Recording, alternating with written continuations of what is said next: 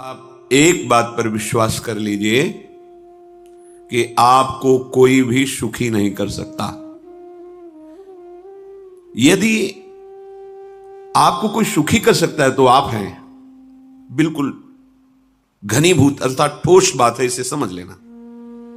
यदि आप अपने विचार के द्वारा, विवेक के द्वारा अधर्माचरणों का त्याग करके धर्म पूर्वक जीवन व्यतीत करते हुए भगवान नाम जप करते हैं तो पूर्व पाप कर्म के अनुसार जब देह रचा गया तो उसमें जो प्रारब्ध दुख सुख का है वो तो आएगा, पर आपको परास्त नहीं कर पाएगा। और आगे आपके लिए महासुख है जो दुख और सुख दोनों से परे है। अखंड प्रसन्नता, अखंड आनंद, वो केवल आपके करने से होगा। उपदेश मिल सकते हैं, मार्ग बताया जा सकता है, आपको सहयोग मिल सकता है, पर चलना आपको होगा। यदि आप नहीं चले तो ये कहीं भ्रम हो कि मैं कहीं जाऊं और मेरी दुख निवृत्ति हो जाए, तो इस भ्रम को छोड़ देना आप। क्योंकि हम आप तो बहुत छोटे जीव हैं, अर्थात बहुत लघु तपस्या, लघु पुण्य वाले हैं। हम उन महापुरुषों की बात करते हैं जिन्होंने आजीवन ऐसा तप संचय किया, फिर भी उनके शरीर में भारी से भारी दुख देखे गए। ये दुख और सुख एक भ्रमात्मक इंद्रजाल है माया का, ना दुख है ना सुख है।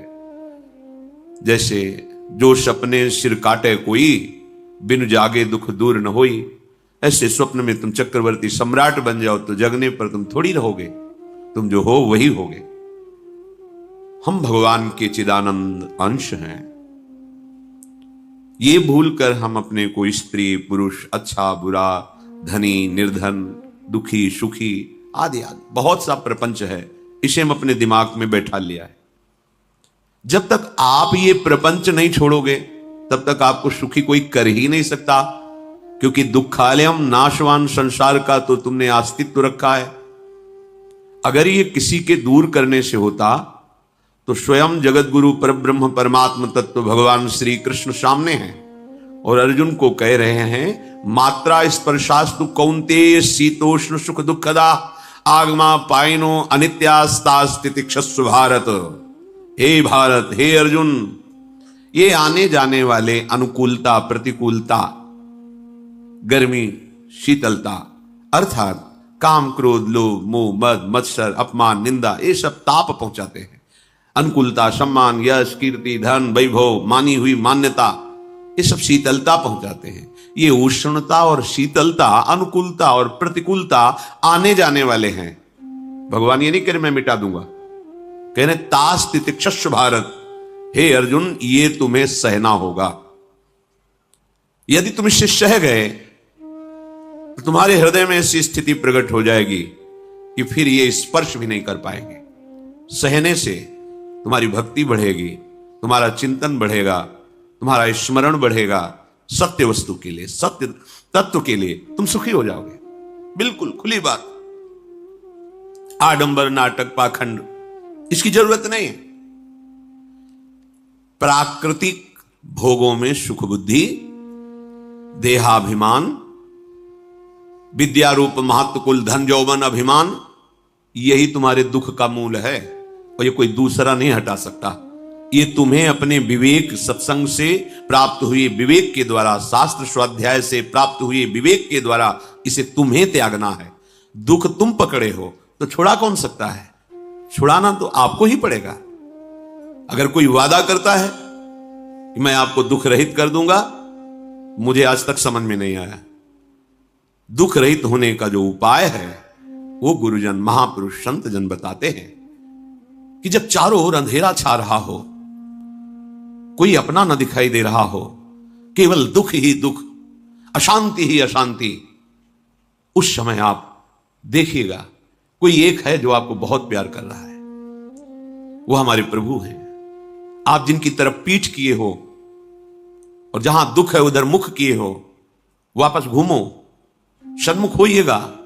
सन्मुख होए जीव मोहि जब वहीं, जन्म कोटि अघनाशों तबहि। करोड़ों जन्मों के पाप नष्ट कर देते हैं भगवान।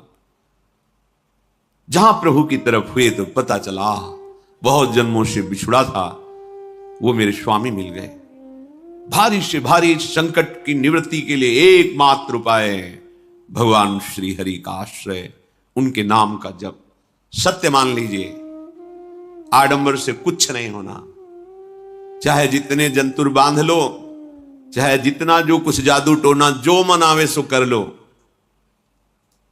बारी मथे घृत होए बरु शिकताते बरु तेल, बिनु हरि भजन न भवतरी यह सिद्धांत अपेल, विनिश्चितम बदामिते नान्यथा वचांस में हरि भजंती। अटल बात है, यदि भजन नहीं करोगे तो तुम्हें कोई सुखी नहीं कर सकता। तात्कालिक आपको ऐसा लग सकता है मेरा काम बन गया, नहीं, वो तत्कालिक है। हमारा काम बनना तो तब होगा जब हमारा आवागमन मिट जाए, सदा सदा के लिए मुझे ऐसी वस्तु प्राप्त हो जाए कि जहां चाह ही खत्म हो गई, जहां दुख ही खत्म हो गया। वो हमारा स्वरूप है, वो हमारे आराध्य देव है। प्रार्थना मान लीजिए, भटकाव से बचिए। ये कलिकाल मलायतन मन कर देख विचार, श्री रघुनाथ नाम बिन नाहिन आन आधार। महापुरुषों ने स्पष्ट कहा है, ये मलायतन मल का आगार है। मल माने कामना, नाना प्रकार की वासना, भ्रष्ट आचरण, छल कपट, दंभ पाखंड, बोलबाला, इसका एकमात्र श्री भगवान का नाम आधार है। जो चाहत है नित्य सुख अर मन को विश्राम, हित ध्रुव हित सो भजत रो पल पल, श्यामा श्याम श्यामा श्याम श्यामा श्याम। यदि सच्चिदानंद शाश्वत सुख चाहते हो, जहां से कभी हटना ना पड़े, केवल सुख ही सुख है, आनंद ही आनंद है, और मन का विश्राम चाहते हो कि भाग दौड़ मन की मिट जाए, तो बस प्रेम से बोलते रहो श्यामा श्याम श्यामा श्याम, राधे श्याम, राधा राधा राधा वल्लभ। ये बड़ी शोध करके महापुरुषों ने बात कही है।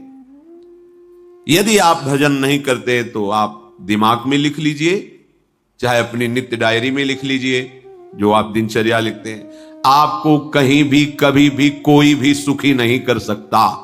गांठ बांध लीजिए, भटकने की जरूरत नहीं है। और यदि नाम जप करने लगे, धर्माचरण करने लगे, तो तुम आशीर्वाद देने वाले बन जाओगे। सातरति सातरति शा लोकांतारयति। ध्यान दीजिए, वो तर जाता है, वह तर जाता है, वो लोगों को तार देता है। जब पृथ्वी में भयंकर पापाचरण की वृद्धि हुई, असुरों के द्वारा प्रेरित होकर के जहां भी धर्माचरण, नाम कीर्तन, यज्ञ, हवन, होम, ऋषि मुनि विध्वंस कर दो, क्या हुआ? कोई दूसरा दिखाई दिया क्या? नहीं, किसी की सामर्थ्य नहीं थी। सब मिलकर के ब्रह्मा जी के पास गए, जो ईश्वर कोटि के महापुरुष, सबने ब्रह्मा जी से प्रार्थना की। ब्रह्मा जी ने कहा, हम भी जिनके सेवक हैं, वही प्रभु अब हमारे दुख का निवारण कर सकते हैं। सोचो, आप किसी और से दुख निवृत्त कराना चाहते हैं? जिसने सृष्टि बनाई है, भगवान ब्रह्मा जी भी कह रहे हैं, मैं जिनके सेवक हूं, वही प्रभु हमारे और आप सबके दुखों का निवारण करते हैं। तो आपको समझ में नहीं आ रहा कि एकमात्र भगवान श्री हरि ही हमारे दुख का निवारण कर सकते हैं। हमें कहीं भागने दौड़ने की जरूरत नहीं है। साधु समागम इसलिए किया जाता है कि हृदय पवित्र हो जाए। पवित्र हृदय की पहचान बुद्धि में विवेक का प्रादुर्भाव हो जाए, और विवेक से मोह का नाश करके हम निरंतर प्रभु के प्रेम में डूबे, भजन में डूबे। सबने एक साथ मिलकर के विचार किया कि महासुख सिंधु प्रभु से विनय करनी तो कहां जाया जाए? वैकुंठ चले, किसी ने कहा क्षीर सागर चले। अपनी अपनी भावना व्यक्त कर रहे थे। तेहि समाज गिरजा में रहेऊ, अवसर पाई वचन एक कहेऊ, हरि व्यापक सर्वत्र समाना, प्रेम ते प्रगट होई मैं जाना। हे गिरिजा, परम वैष्णवाचार्य भगवान महादेव जी कहते हैं, उस देव समुदाय में हम भी थे। हमने कहा कि हमारे तो हृदय में बात ऐसी आती है कि कहीं भागने की जरूरत नहीं है। हरि व्यापक सर्वत्र समाना, जैसे वो वैकुंठ में विराजमान है, क्षीर समुद्र में विराजमान है, ऐसे कण कण में विराजमान है। बस तुम प्रेम से पुकारो, जहां पुकारोगे वहीं प्रभु प्रकट हो जाएंगे। नाम बाणी जहां, श्याम श्यामा तहां। नाम वाणी निकट, श्याम श्यामा प्रगट। सिद्ध सिद्धांत है, भटकने की जरूरत नहीं। जहां हो वहीं से प्रिया प्रीतम का नाम पुकारो, नाम कीर्तन करो, उनकी लीलाओं का गायन करो, सबको सुख देने की भावना करो। देखो तुम्हारी दृष्टि बदलती चली जाएगी, भगवत साक्षात्कार करने की योग्यता आने लगेगी। ऐसा ही हुआ। सबने मिलकर के श्री भगवान को विनय पूर्वक आर्त भाव से पुकारा। आकाशवाणी हुई, निर्भय हो जाओ, निश्चिंत हो जाओ, मैं स्वयं अपने अंशों के सहित अवतार लेकर इस भूमि का भार हरण करूंगा। तुम सब बड़े बड़े जो देवता हो, जाओ हमारी लीला में सुख लेने के लिए सब ऋक्ष वानर आदि का रूप धारण करो।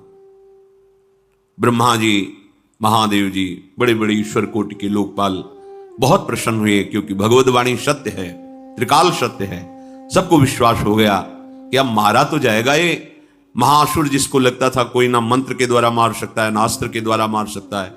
स्वयं श्री भगवान पधार रहे।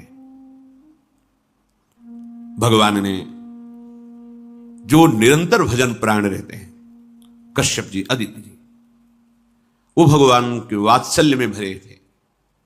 प्रभु जब प्रकट हुए तो उनसे कहा, मुझे आप जैसा पुत्र चाहिए। प्रभु ने कहा कि मेरे जैसा तो मैं ही हूं, अद्वितीय हूं, दूसरा कोई है नहीं, मैं ही अवतरित होऊंगा। भजन में देखो कितनी सामर्थ्य है। जगत पिता को पुत्र रूप में प्राप्त कर रहे हैं। वही चक्रवर्ती सम्राट अवधपुरी के नरेश महाराज दशरथ जी के रूप में, जिनके महामहिम अद्भुत सौभाग्य प्राप्त करने वाली तीन ये रानियां, श्री कौशल्या जी, श्री कैकेयी जी, श्री सुमित्रा जी। भगवान वशिष्ठ जी इनके गुरुदेव हैं। प्रायः बड़े बड़े महान जो राज्यपालक रहे, उनके ऊपर, राजा के ऊपर महाराजा विराजमान रहे। ऊपर से स्वर्गलोक आदि लोकों से भी यह शिक्षा मिली है। देवराजेंद्र तो भगवान बृहस्पति, दैत्यराज बलि तो भगवान शुक्राचार्य, जनक जी तो सदानंद जी महाराज, दशरथ जी तो वशिष्ठ जी महाराज। ऐसा था, क्योंकि जहां हमारा विवेक काम नहीं करता, वहां ये ब्रह्मबोध संपन्न महापुरुष तत्काल हमको संभालते हैं। महाराज दशरथ जी के हृदय में प्रबल लालसा हुई कि अब अवस्था व्यतीत होती जा रही है, पर जो गृहस्थ धर्म का परम लाभ है वो तो हुआ ही नहीं। वशिष्ठ जी के चरणों में प्रणाम करके कहा, भगवान एक ही बात की असंतुष्टता है, हमारे कोई पुत्र नहीं है। वशिष्ठ जी ध्यानस्थ हुए, ध्यान में देखा और उनका, तुम्हारा जैसा सौभाग्य अन्य का किसी का नहीं हो सकता। तुम्हारे यहां स्वयं सच्चिदानंद भगवान श्री हरि अपने अंशों के साथ अवतरित हो रहे। श्रृंगी ऋषि को बुलाया गया, पुत्रिष्टि यज्ञ करी, उसमें साक्षात भगवान अग्निदेव प्रकट होकर के खीर दिया और कहा अपनी रानियों को पवा दीजिए। वशिष्ठ जी के आज्ञा के अनुसार उस खीर को दो भाग में किया। प्रथम भाग श्री कौशल्या जी को दिया, जो दूसरा भाग था उसके दो भाग किए, उसका एक भाग कैकेयी जी को दिया। अब जो एक भाग बचा उसके दो भाग किए और वशिष्ठ जी की आज्ञा के अनुसार एक माता कौशल्या जी को, एक कैकेयी जी को दिया। उन्होंने अपने हाथ से सुमित्रा जी को दिया। तो सुमित्रा जी के गर्भ से लक्ष्मण और शत्रुघ्न, कौशल्या जी ने जो भाग दिया उससे लक्ष्मण जी प्रकट हुए, जो रामचरण अनुरागी, अद्भुत अद्भुत हरि प्रेमी। शत्रुघ्न जी भरत चरणों का आश्रय लिए हुए राम जी का सेवन करते। बड़ा रहस्य है, कितनी मर्यादा है गुरु की आज्ञा से। जहां जैसा विधान होना चाहिए वैसा, तो उस बड़ा मंगल शुरू।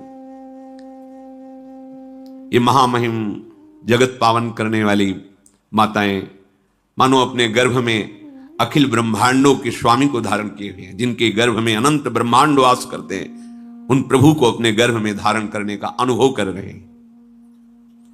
महाराज दशरथ बहुत प्रसन्न है। ये जीवन का परम लाभ है। प्रभु हमारे कोई भी हो, माता पिता भाई बंधु सखा पति प्रीतम पुत्र, कुछ भी ये तो ऐसे करुणा में कोई भाव रख लो और गाढ़ भाव कर लो तो आपको अनुभव कराने लगेंगे। जिस भाव से आप देखोगे कैसा सुख महाराज दशरथ जी को हो रहा होगा, जिनको गुरुदेव से पता है कि स्वयं भगवान पधार रहे। प्रतिपल इनके दर्शन करके कौशल्या जी, कैकेयी जी, सुमित्रा जी के प्रेम पुलकित रहते हैं। दशरथ जी अहो भाग्य, साक्षात भगवान पधार रहे। समय व्यतीत हुआ, जोग लगन गृह बार तिथि सकल भये अनुकूल, चर अरु अचर हर्ष जुत राम जन्म सुख मूल। ठीक योग लगन ग्रह वार तिथि सब अनुकूल हो गई। कब? जिसके हृदय में प्रभु का प्रकाश हो जाता है, जो प्रभु के भजन में रहता है, तो योग लगन ग्रह वार तिथि नक्षत्र सब अनुकूल हो जाते हैं। जो पे कृष्ण चरण मन अर्पित तो करी है का नवग्रह रंग। सब ग्रह नक्षत्र वार तिथि ये जितने भी विघ्न कारक या शुभ कारक है, ये सब शासन में रहते हैं। जिसके हृदय में भगवान नाम चल, जिते विनायक शुभ अशुभ ये विघ्न करे नहीं कोई, क्योंकि भगवान का नाम चल रहा है, हृदय में भगवान प्रकाशित हो गए हैं, परमानंद अनुभव होता है। ऐसे भगवान जगत में प्रकट हो रहे हैं। ये तो कभी कभी अवतार होता है, पर ये अवतार होता ही रहता है। भगत के हृदय रूपी महल में अवतार होता रहता है। जो निरंतर भगवत चिंतन परायण अपने अहम को भगवान के चरणों में समर्पित किया तो भय प्रकट कृपाला, यही हृदय में प्रकाशित हो जाते हैं। हृदय में ही दिव्य वृंदावन प्रिया प्रीतम दिव्य लीला। चैत्र का महीना, नवमी तिथि, शुक्ल पक्ष, अभिजीत मुहूर्त, ठीक दोपहर का समय 12 बजे।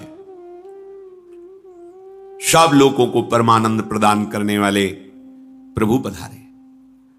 शीतल मंद सुगंधित वायु बह रही है, देवताओं की दुंदुभियां बज रही, पुष्पों की वर्षा हो रही। बड़े बड़े ऋषि मुनि नृत्य कर उठे, जैसे साधना का फल मिलता है हृदय आनंद में। आज समस्त साधनाओं के फल स्वयं मंगल मूर्ति प्रभु पधार रहे।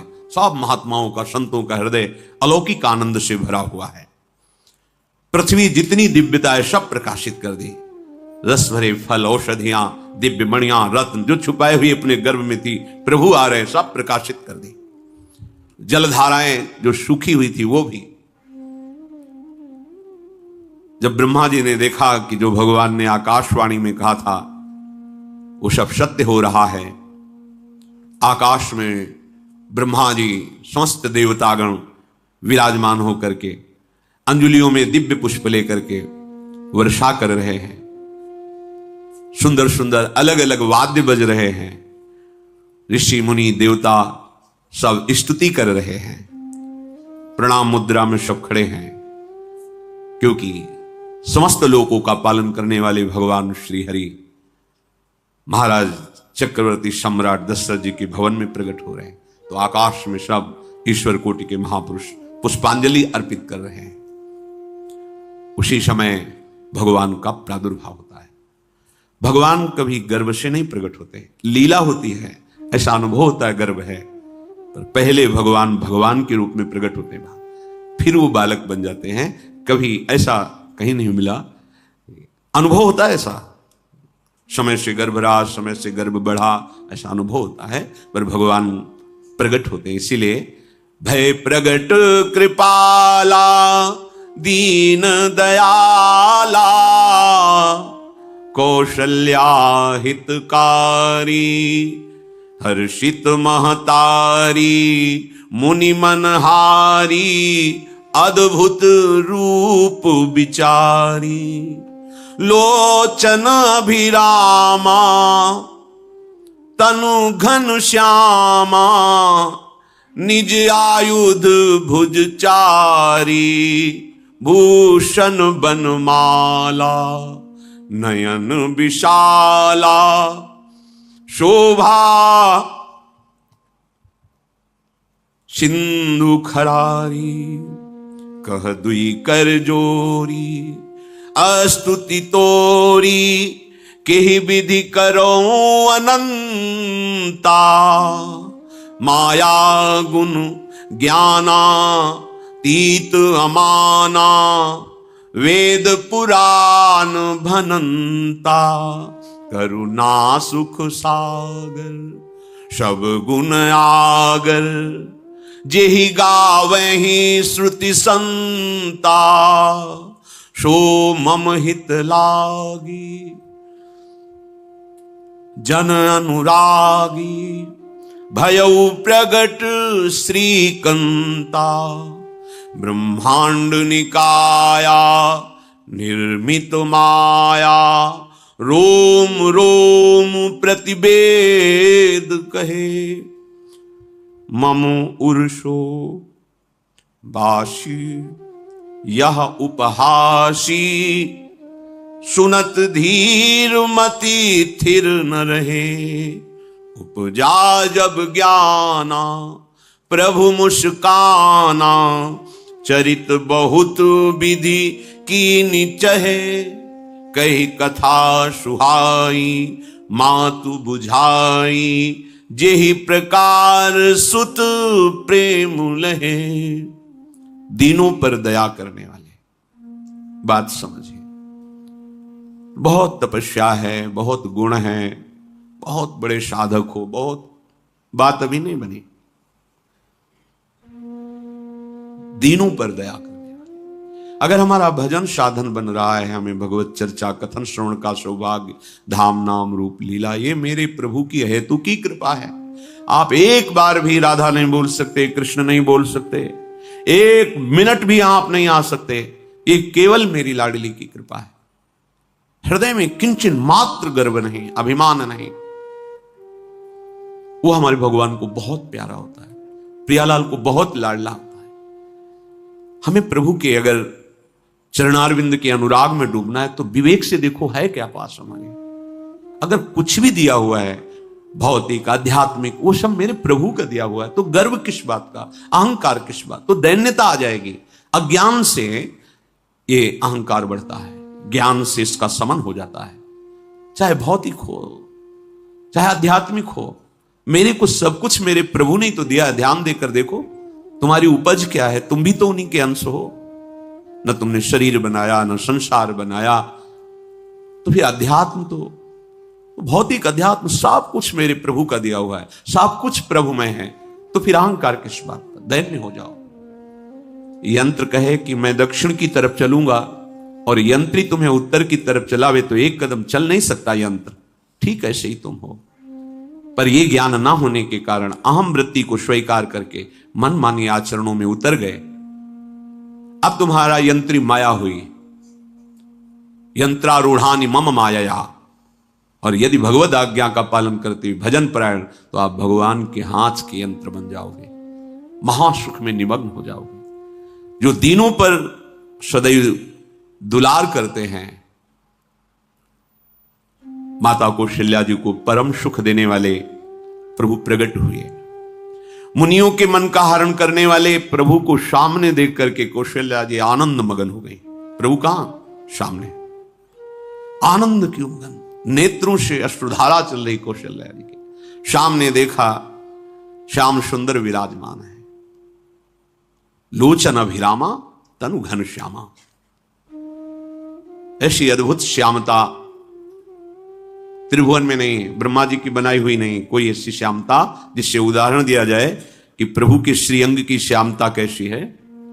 वो बस संकेत के लिए चंद्र शाखा न्याय के अनुसार भले कह दे, नहीं प्राकृतिक ऐसी रचना ही नहीं है जो हमारे प्रभु की इंद्रनीलमणि श्याम मनोहर, वो है ही नहीं। वो सामने देख रही कौशल्या जी। ये भजन का प्रभाव है। अरविंदाक्ष कमल नयन, देखते ही चित्त चुरा जाए, ऐसे नेत्र हैं प्रभु के। अजान बाहु लंबी हो जाए। और जब प्रभु जहां प्रकट होते हैं, चाहे वो कंस कारागार हो या अवधपति का महल हो, पहले वैभव से प्रकट होते हैं। ऐश्वर्य स्वरूप, समस्त आयुध, समस्त वैभव, दिव्य आभूषण बनमाला, चार भुजाएं, शोभा के समुद्र, आसुरी वृत्तियों का, भावों का, व्यक्तियों का नाश करने के लिए प्रभु प्रकट हुए। इसीलिए प्रभु से भी बढ़कर प्रभु का नाम है। वो व्यक्ति का नाश नहीं करता, वो वृत्ति का नाश करके भगवत दासत्व प्रदान कर देता है। बहुत अपार महिमा भगवान नाम की है, प्रभु के नाम की है। प्रभु प्रकट होते हैं तो दुष्टों का विनाश करते हैं, लेकिन प्रभु का नाम जिसके हृदय में प्रकट होता है दुष्टता का नाश करके उसे जगत पावन करने वाला बना देता है। तीर्थी कुर्वन्ति तीर्थानि, वो जहां चरण रख दे उसे निष्पाप कर देता है। भूमि को, वायु को निष्पाप कर देता है जिसकी जिह्वा पे नाम चलता है। मैया ने देखा कौशल्या जी ने जगत के स्वामी सामने विराजमान, दोनों हाथ जुड़ गए। हे अनंत, मैं कैसे आपकी स्तुति करूं? वेद पुराण ये सब स्तुति करते हुए हार गए। नेति नेति कहकर आपका पार नहीं पाए। माया से, गुणों से, ज्ञान से भी आप परे हैं, असीम हैं, अनंत हैं। श्रुतियां, संतजन सदैव आपका यश गान करते रहते। हे दया के समुद्र, हे शब्द, सुखों के धाम, गुणों के धाम, भक्तजन सदैव आपका गान करते रहते हैं। आज वही प्रभु मेरे सामने प्रकट हैं। हे श्रीपति, आप मुझे सुख प्रदान करने के लिए मेरे नेत्र गोचर हुए।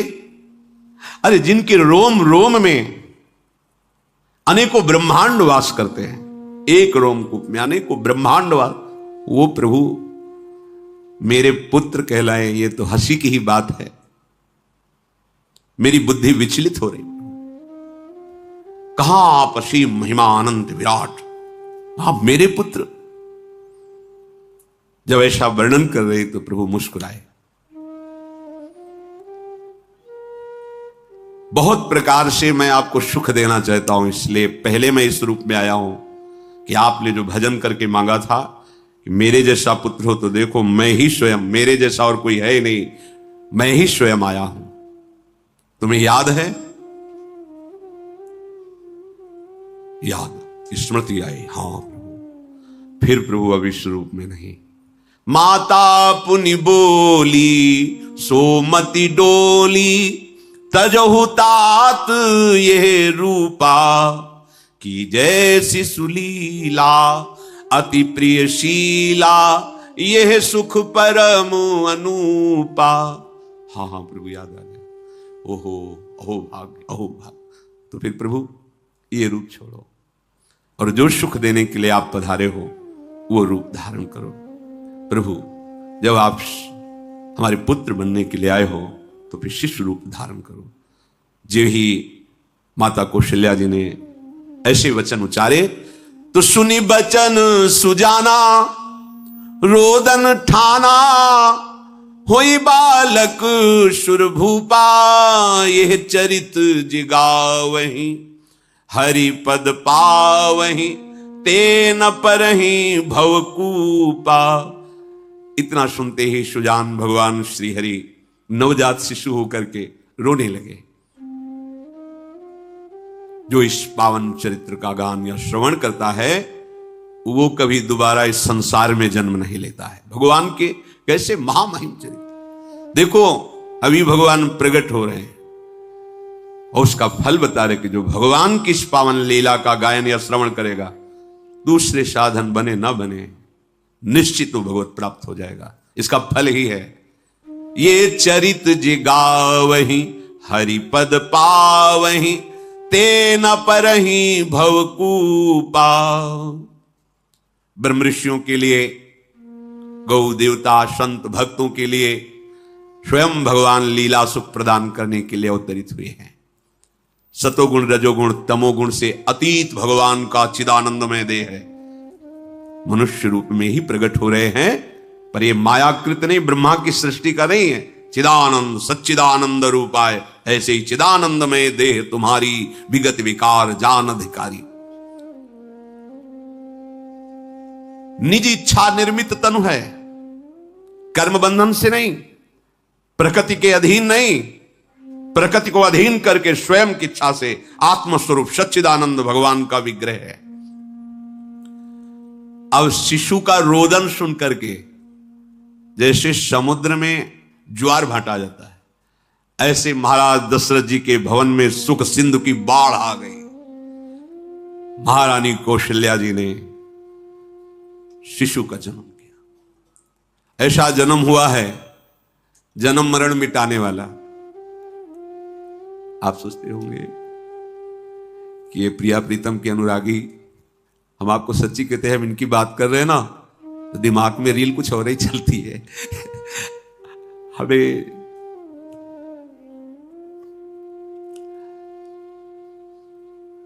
आनंद की उमगन मेरे प्रभु है।